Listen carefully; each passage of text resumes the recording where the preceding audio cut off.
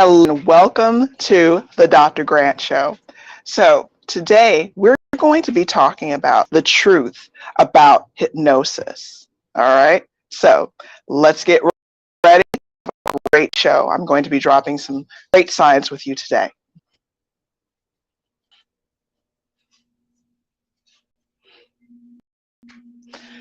All right. Can you guys hear me? Let's go ahead and make sure that I adjust the volume here. You guys can hear me?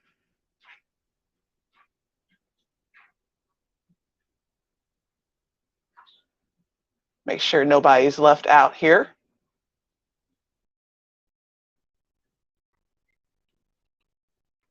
All right. So,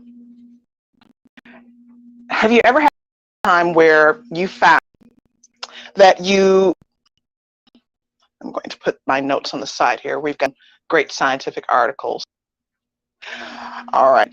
So, perhaps you have found that you want to lose weight and you've tried so many things and nothing has really worked. You're tired of feeling bad about yourself, and you're honestly, do you just feel it in your bones and in your soul that you're just ready for something new? Its only problem is it can just simply be so hard to keep the weight off once you've lost it. Most people lose weight, according to scientific research studies, have found that they gain it all back within just 5 years. And that's why it's so very important to find a strategy that works for you, sustainable, and it's something that you can really stick with as your life continues to evolve, twist, and turn. Now, today's episode of the Dr. Grant Show is designed to share with you more about hypnosis. We're going to dispel some myths about hypnosis, and we're going to talk about how to help you lose weight in a healthy way that doesn't, let me get closer to you guys again, that doesn't involve at all starving yourself, working out until you collapse. I have been there, I have done that, I've gotten the t-shirt for you. Today's program, we're going to be discussing hypnosis, which is a form of therapy that has been shown to actually be effective in helping people lose weight. So, are you ready? All right, so let's deep dive into it. I am extremely, extremely excited about what we're going to be covering. So excited that I even brought notes because we're going into the science. So allow me to grab my notes here. So number one, be covering 4 myths about hypnosis that perhaps you have never heard before. And we're going to be dispelling these myths one by one. First, hypnosis is a form of mind control. That's myth number 1 we're going to be discussing. Myth number 2 is that hypnosis will make you do things that you didn't want to do. The third myth we're covering is that hypnosis, it'll put you to sleep. The fourth that we're covering is that hypnosis, according to some people, has 0 scientific validity. And I've got research studies here with that. So let's deep into it, shall we? Okay. So before we go into this, what is hypnosis for the uninitiated? Hypnosis is a form of therapy that works with your conscious and subconscious mind to directly give you and ignite the spark of accessing your subconscious mind in order to help it adhere to lovingly and suggest lovingly the desired outcomes that you want. And I'll just leave it there because we're going to dive into our myths next. So let's dive into myth number 1. Hypnosis is mind control. I like this myth immensely. There's a reason why I like this myth, because hypothetically, and type in the chat if you guys have any questions, by the way, but let's really look at this. Hypnosis was a form of mind control. Wouldn't there be a lot of rich hypnotists running around here? Let's think about this. Mind control and that they don't want to do, but yet they do it anyway. Under this myth, if it were true, as a person that is classically trained in therapy, I can tell you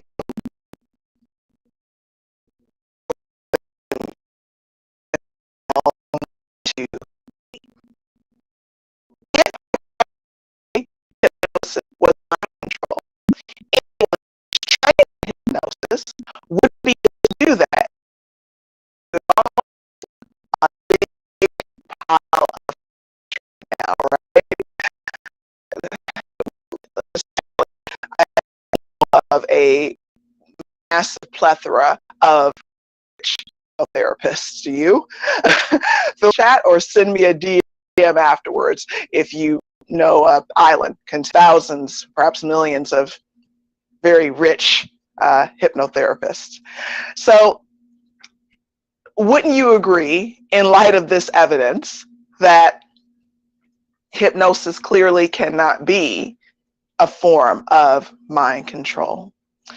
Which leads us into myth number 2, that hypnosis will make you do things that you don't want to do.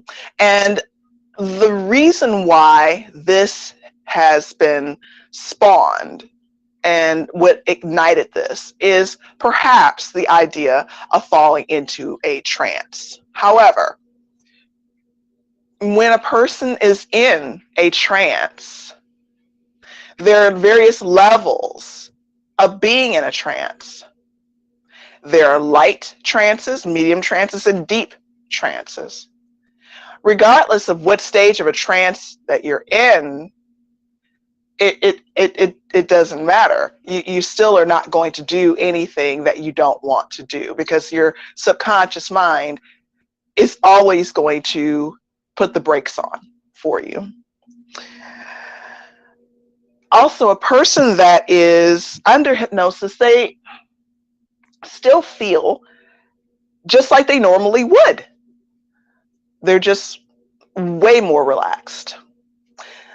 This brings us to our third myth, that hypnosis will put you to sleep. Hypnotherapy and the process of hypnosis, it does make you immensely relaxed, which is outstanding.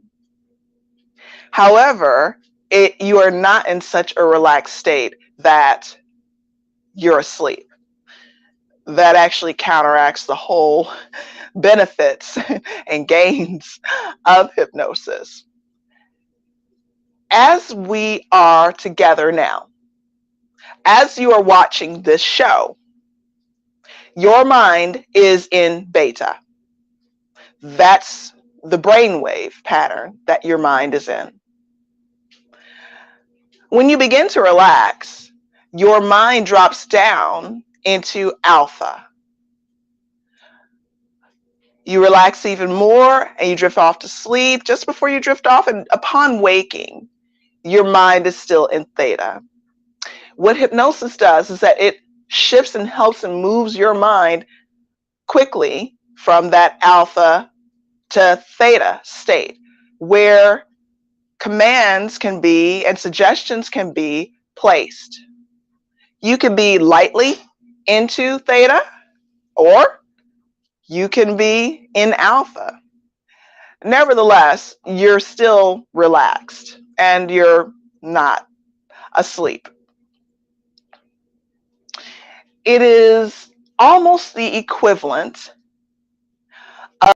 of when you are ever been here, intensely concentrating. You're in an intense state and form of flow.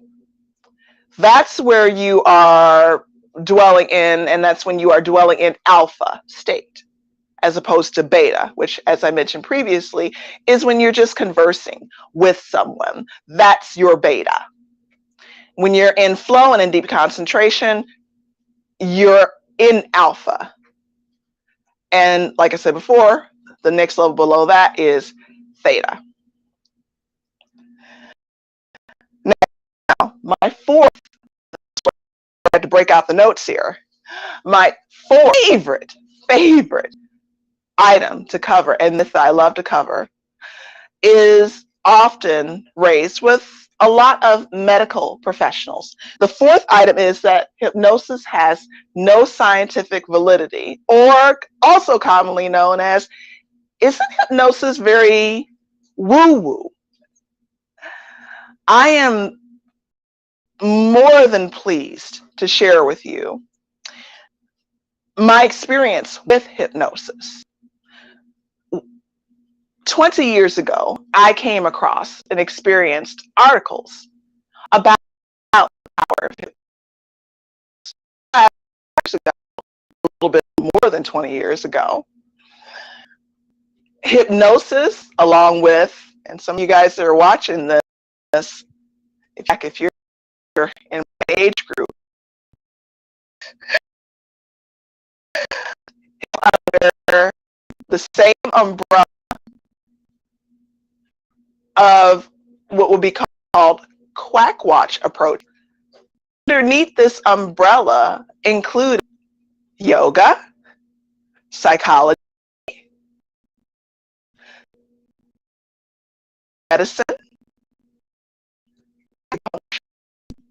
Once again, this was over 20 years ago, until more research began to emerge showing the actual scientific validity of all of these areas of practice. So that's the first subpoint under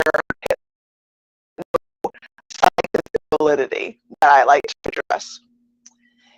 The second subpoint that I'd like to address for hypnosis having immense scientific validity, if you were to look under any scientific journal archive, just type up hypnosis and weight loss, because that's what we're talking about here. Now, hypnosis has been used for more than weight loss. Hypnosis has also been used to help people quit smoking. Hypnosis has been used to help people become more comfortable and lose their fears, for example. Hypnosis has been helpful for people that have suffered from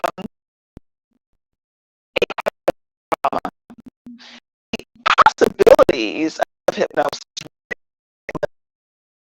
its effectiveness.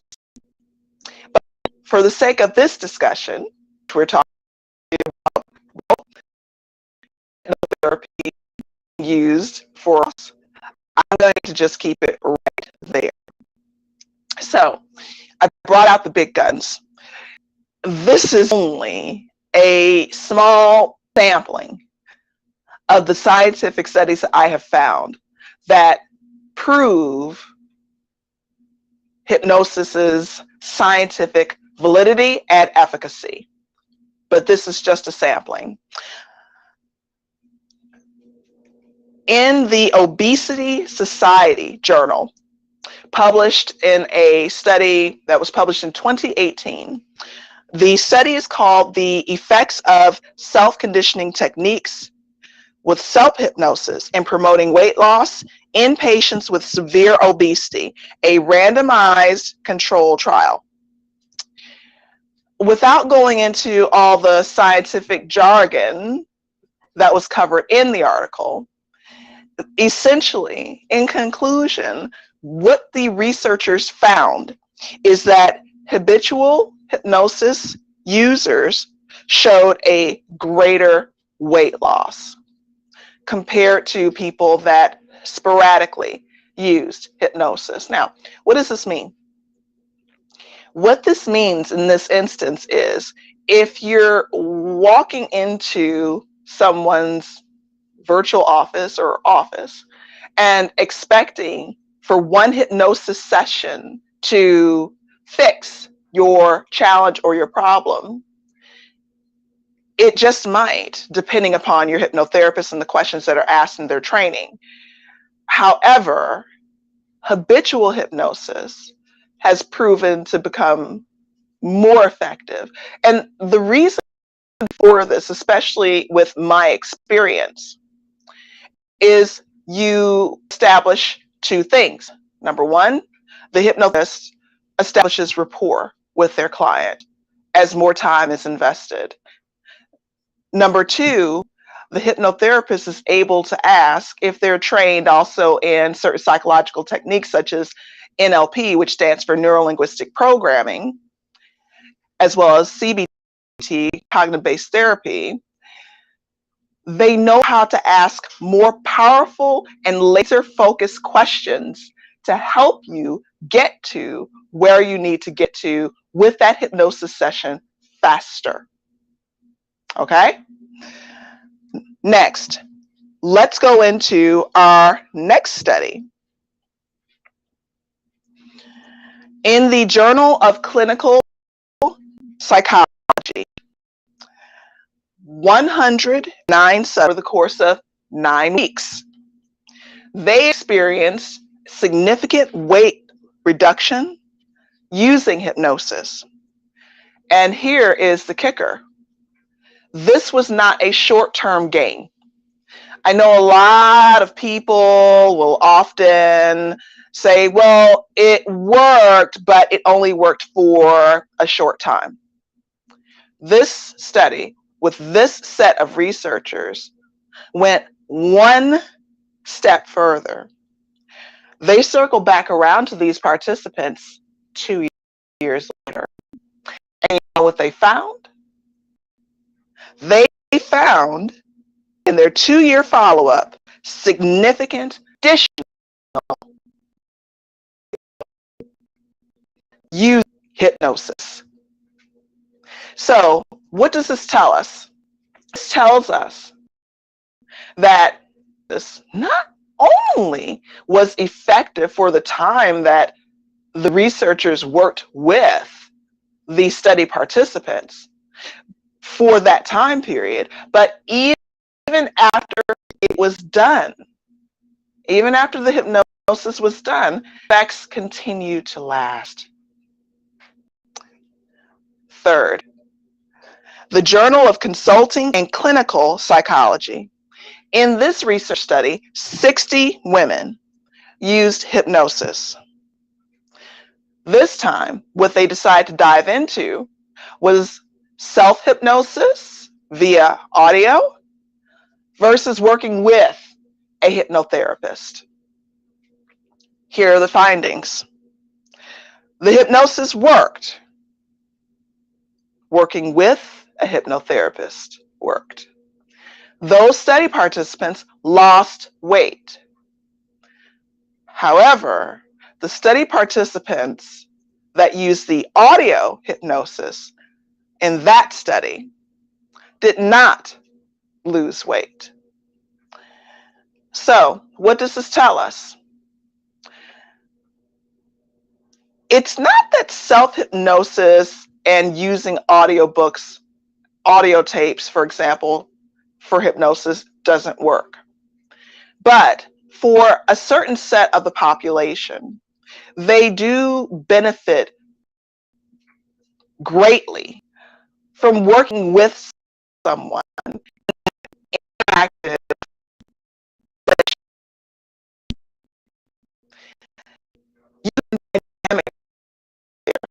working with us simply not going to experience when you choose to listen to something like a audio recording.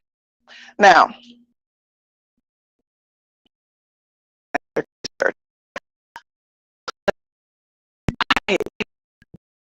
much time. You can journal literally thousands upon thousands of science studies that has been proven extremely effective for looking at weight.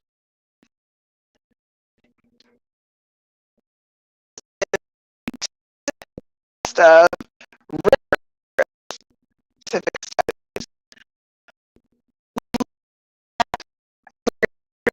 hypnosis is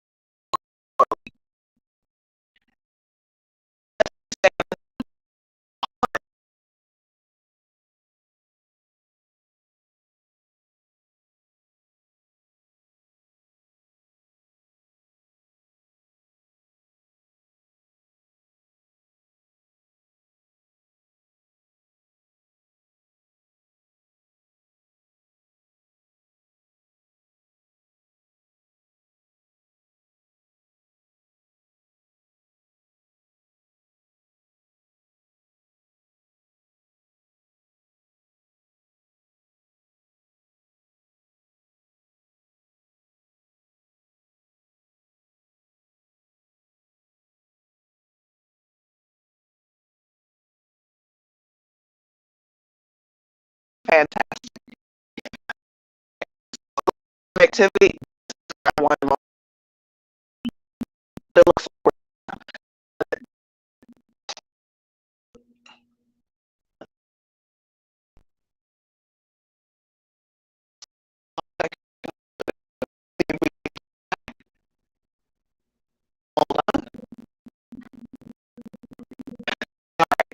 We return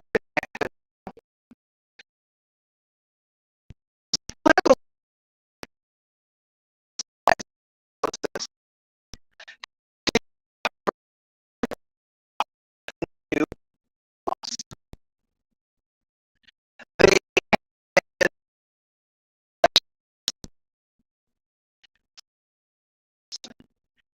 emotional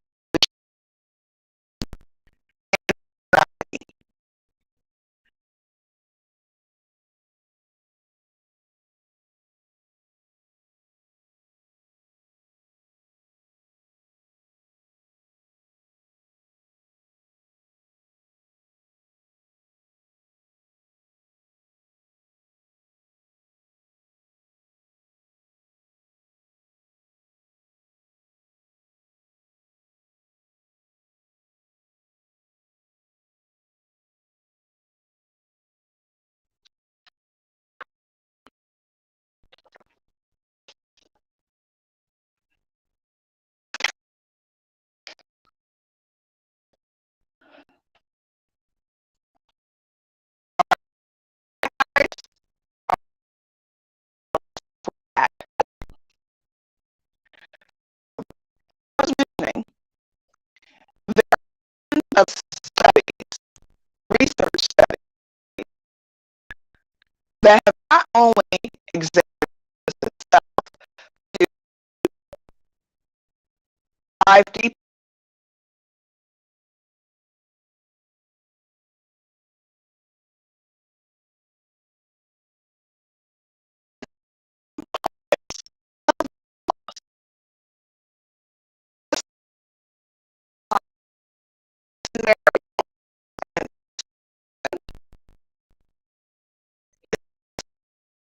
through.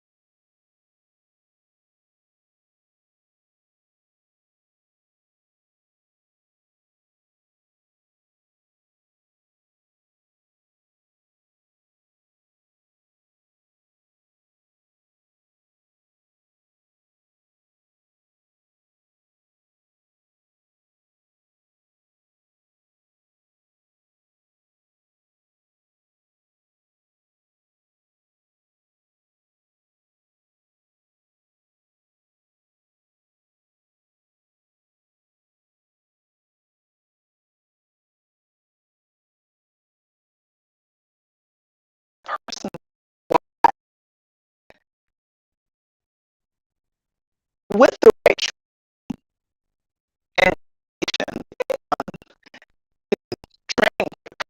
a therapist. What's in question here?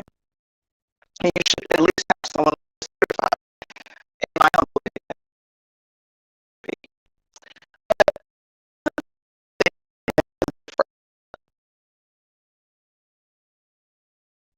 Why do they choose to use therapy on this specific problem that you struggle with? It makes the person more committed to a solution.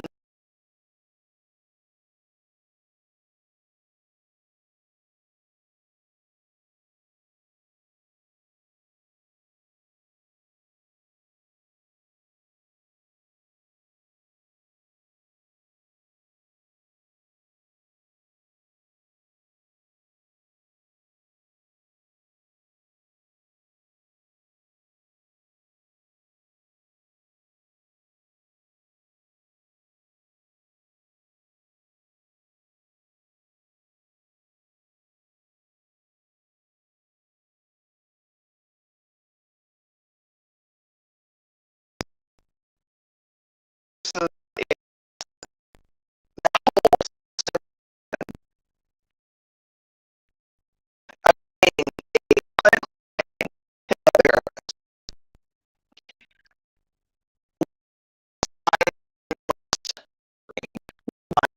is custom designing solution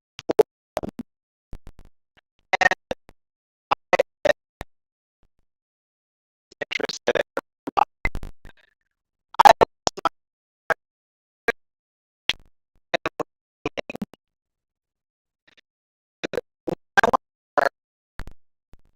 was staff making plans for the funeral. We were uncertain, I was uncertain when I married her.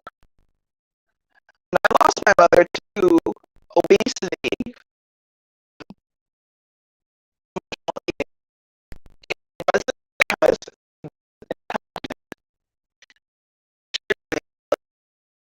society. He accomplished and conquered anything else she set her mind to. Yet for some reason,